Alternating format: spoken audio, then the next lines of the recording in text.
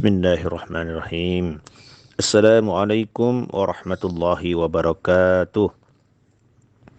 Alhamdulillah.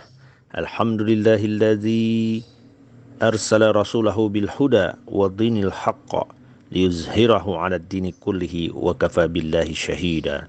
Asyhadu an la ilaha illallah wa asyhadu anna Muhammadan abduhu wa rasuluh la nabiyya ba'da. Allahumma salli wa sallim ala Sayyidina Muhammad wa ala ali Sayyidina Muhammad. Baiklah saudaraku, mari kita lanjutkan pelajaran kita tentang nama dan sifat Allah. Kali ini yang ke-42, yakni Al-Karim, yang maha mulia. Kata Al-Karim muncul dalam Al-Quran sebanyak 26 kali. Hanya 3 kali yang menunjuk pada makna sifat Allah. Secara bahasa, Karim bermakna kemuliaan, keistimewaan sesuai objeknya, dan keluhuran budi. Menurut Ibnu Faris, Karim adalah kemuliaan sesuatu pada dirinya sendiri atau perilakunya. Sedangkan Imam Az-Zuzaz memaknainya dengan Al-Zawad atau dermawan, Al-Ajiz perkasa, dan Al-Sofah pemaaf. Al-Zuzaz berkata, inilah 3 pengertian Karim menurut ucapan orang Arab. Semuanya boleh disifatkan kepada Allah. Allah adalah Tuhan yang maha mulia. Kemuliaannya tidak dilebihi oleh siapapun selainnya. Al-Quran dalam surah An-Nahl ayat 40 yang artinya, barang siapa bersyukur maka sesungguhnya dia bersyukur untuk kebaikan dirinya. Dan barang siapa ingkar maka sesungguhnya Tuhanku maha kaya lagi maha mulia. Karena kemuliaannya, Allah memiliki kebaikan yang tidak terbatas. Dia akan memberi jika diminta, dan tetap memberi meski tidak diminta. Imam Al-Ghazali menjelaskan makna Al-Karim sebagai berikut. Al-Karim adalah zat yang bila berkuasa akan mengampuni, bila berjanji akan menepati, bila memberi akan memberi lebih dari yang diminta. Ia tidak pernah berhitung berapa dan kepada siapa ia memberi. Dia tidak rela bila ada kebutuhan yang dimohonkan kepada selainnya. Dia tidak mengabaikan siapapun yang menuju dan berlindung kepadanya. Itulah zat yang maha karim dalam pengertian yang sebenarnya. Dan itu hanya milik Allah semata. Makna Al-Karim sebagaimana dituturkan Al-Ghazali senada dengan penjelasan Nabi Muhammad SAW dalam salah satu hadisnya, hadis riwayat Tirmizi, yang artinya sesungguhnya Allah itu maha hidup lagi maha mulia. Dia merasa malu terhadap seorang hamba yang mengangkat tangannya berdoa memohon kepadanya. Karena kemuliaannya itu pula Allah memuliakan Al-Quran, malaikat, para nabi, dan juga manusia. Tentang kemuliaan Al-Quran, Allah mengatakan dalam surat Al-Waqiah ayat 77 dan 78 yang artinya, sesungguhnya Al-Quran ini adalah bacaan yang mulia pada kitab yang terpelihara, Lauhul Mahfuz. Jibril, malaikat yang menyampaikan kitab Allah kepada Nabi SAW adalah utusan yang mulia. Bagaimana dinyatakan dalam surat At-Takwir ayat 19-20.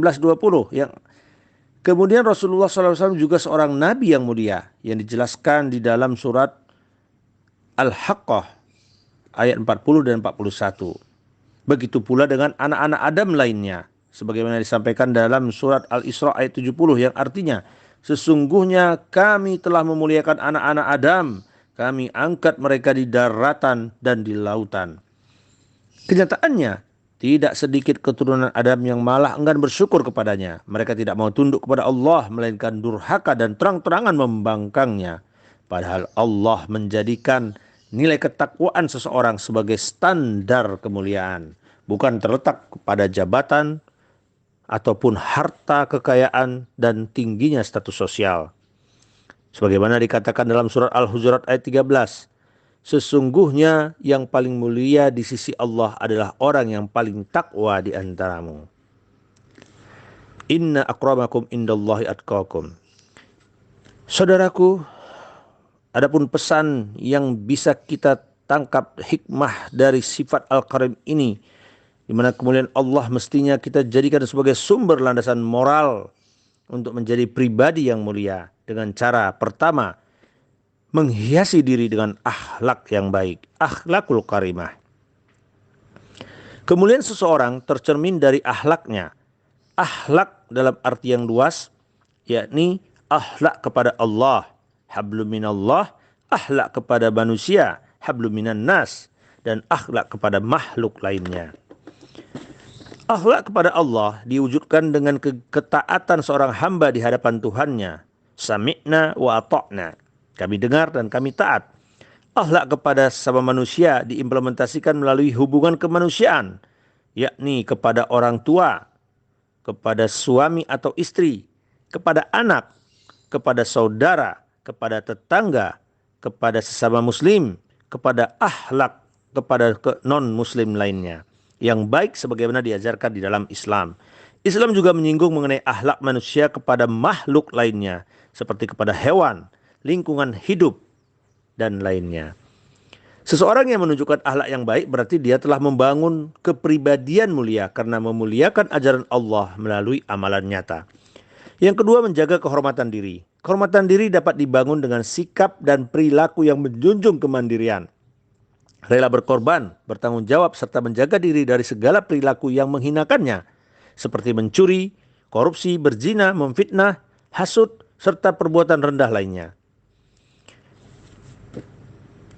Demikian saudaraku, sehingga bagaimana sifat dari Al-Karim ini bisa menjadi sumber landasan sikap dan mental kita dalam kehidupan sehari-hari dengan menjadi hamba Allah yang merendahkan diri di hadapannya melalui kepatuhan dan ketundukan terhadap segala aturan, hormat dan patuh pada orang tua serta tidak menyanyiakannya, bertanggung jawab terhadap keluarga serta menyayanginya, mencintai istri dan suami serta anak-anak serta menjaga keluarga, menjaga hubungan baik dengan tetangga serta masyarakat sekitar, menjadi pribadi yang bisa dipercaya, meningkatkan kemampuan diri dalam bidang tertentu, serta profesional dalam bekerja, ramah terhadap lingkungan, menjaga lingkungan, tidak membuang sampah sembarangan, tidak mencemari air, tidak mencemari udara, tidak menebang hutan secara sembarangan dan lainnya, tidak semena-mena terhadap makhluk Allah seperti hewan ataupun yang lainnya, menjaga kebaikan dengan niat karena mengharap keridhaan Allah Subhanahu wa taala.